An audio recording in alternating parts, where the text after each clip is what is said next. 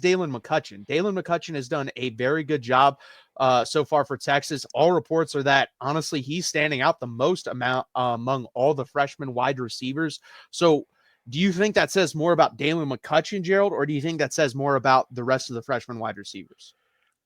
Can it be both, right? Is that a boring answer to say both, right? Because you said it last week. You said it really well. Like, with the injuries, there's an opportunity, right? There's an opportunity for folks to make a name for themselves. And Dalen McCutchen seems to be the guy that has stepped up in the wake of those injuries, right? He's not the guy, honestly, that I think many folks expected, and no shot at him, but he's just not one of the flashier, sexier names that Texas has in this wide receiver room. But he's a guy who's, a 22-foot long jumper, a really explosive athlete, a volume receiver, a guy who, came into Texas and didn't have the most polished route tree because he was just the guy at Lovejoy that was able to make one move at the line, raise a hand, and be wide open for a touchdown, right? 38 touchdowns in 2 years is absolutely ridiculous as a high school player. But like, go watch his tape and you can see probably why he's the guy who's coming off. Like, for Texas, he's an explosive player. He's really patient in the open field, which I really like from a wide receiver. And so he has all the makings of an explosive threat for Texas. He has all the makings of a guy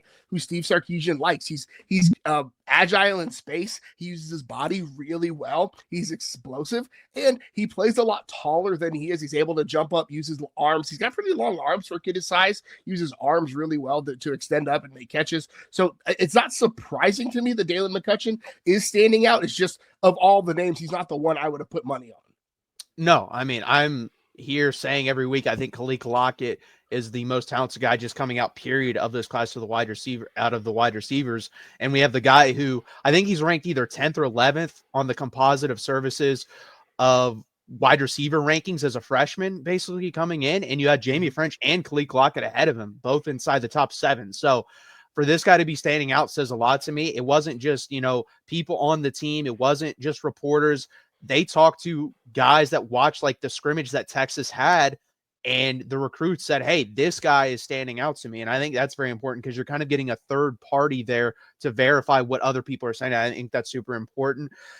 He's a very good football player. There's no doubt about that. I just thought it'd take a little bit more time.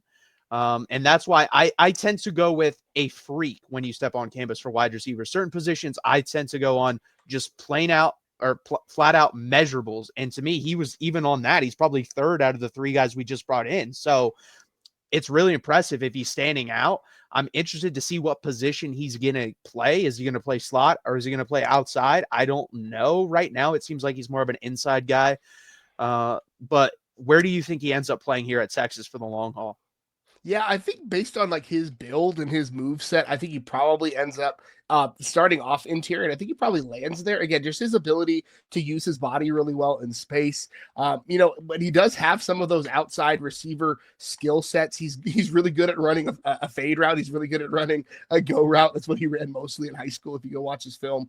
But he was a returner at Lovejoy, so he's a guy who's good with the ball in his hands in the open field, which is something that Texas likes to have at that slot position. He's a guy who I think can be a consistent target. I think back to a couple of years ago, Jordan Whittington at that slot position was just a guy where you could set your watch to Whittington for 5 yards and a first down, right? And so I think McCutcheon has the makings of that kind of wide receiver. And having that safety blanket, we've talked about it before at the tight end position, but having that safety blanket for a kid like Arch Manning in his first season as a starter, having somebody like Dalen McCutchen at the inside receiver who can use his body really well, who's not afraid. He's not a tall guy, but he's pretty thick. He's thicker than his size would indicate. And so being able to go and catch a quick slant on an RPO for 5 yards and a first down is super important to have. So I say all that to say, I think he probably sticks at interior just because of size and skill set match. It seems to make the most sense.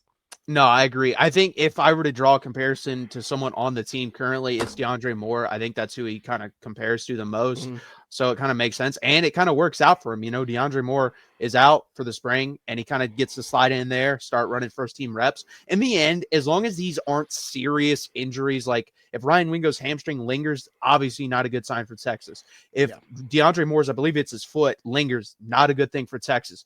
But if they're short term and they go into the season healthy and they get some fall practice, I think this actually works out for Texas long term because all these guys were forced to take more reps when some of them may not even be ready. Like, that's the thing. Dalen McCutcheon may just be standing out right now because of the lack of production we have at the wide receiver room. Who knows? That's a question. It will get answered during the season. If he starts taking first team reps with those two guys, then hey, this guy would have played no matter what. So it's going to be very interesting to see how that turns out. Yeah, and I mean, this is, like you said, if the injuries aren't severe, if the guys are able to come back in the fall and things work out like we hope they work out for Texas, then this just means that Texas has another starter quality wide receiver that they can put out there, that they can rotate in, that can have fresh legs in the fourth quarter, or they could run a 4 wide receiver set with this guy on the field and not have much of a drop off.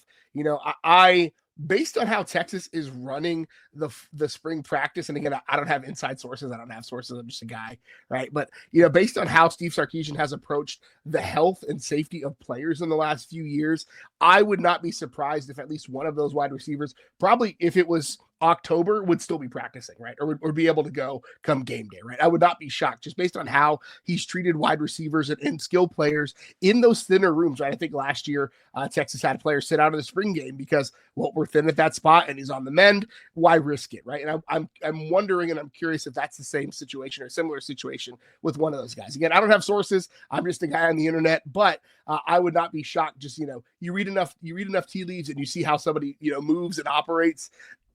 One of these guys may be healthier than we anticipate just based on how Sark likes to treat injuries in the spring. No, that's very true. And it could also be the point of, hey, we already know what Ryan Wingo and DeAndre Moore are, so there's no reason you can push it further. Like, you're good. You don't need these 15 practices. Let's have these young guys get integrated into the offense. So that's also that could be the case as well. But it's awesome that he's stepping up and he's the one that seems to be standing out. Like, every report you read, it's this guy. It's always this guy. So that's awesome to see. Hopefully Khalil Lockett and Jamie French, continue to pursue a starting role as well, and we'll see what happens. But right now, he's the one standing out. It'll be fun to see. 100%. Again, guys, please hit that like button. Please subscribe to us down below.